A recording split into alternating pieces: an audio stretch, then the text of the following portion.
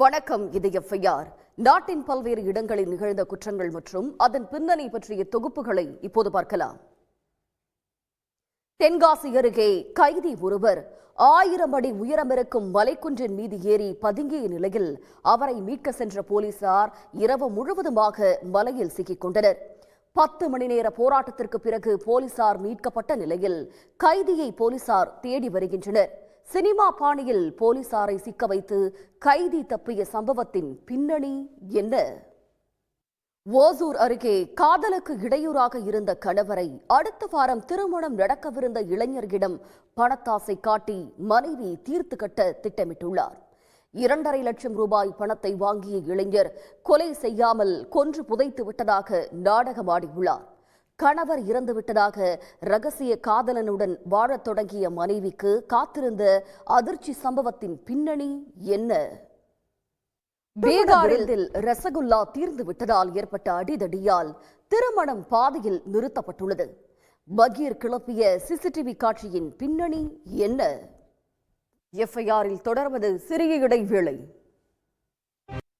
சென்னை புறநகரில் கொள்ளையை அரங்கேற்றிவிட்டு தலைமறைவாக இருந்த திருடனை 200 சிசிடிவி கேமராக்களை ஆய்வு செய்து போலீசார் கண்டுபிடித்திருக்கிறார்கள்.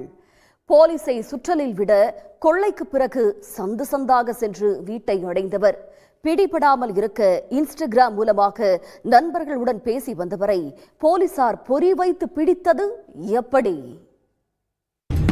பெங்களூருவில் வீடு கட்ட விடாமல் 20 லட்சம் ரூபாய் பணம் கேட்டு தொல்லை கொடுத்து வந்த பக்கத்து வீட்டுக்காரரால் சாப்ட்வேர் இன்ஜினியர் தூக்கிட்டு தற்கொலை செய்து கொண்டுள்ளார்.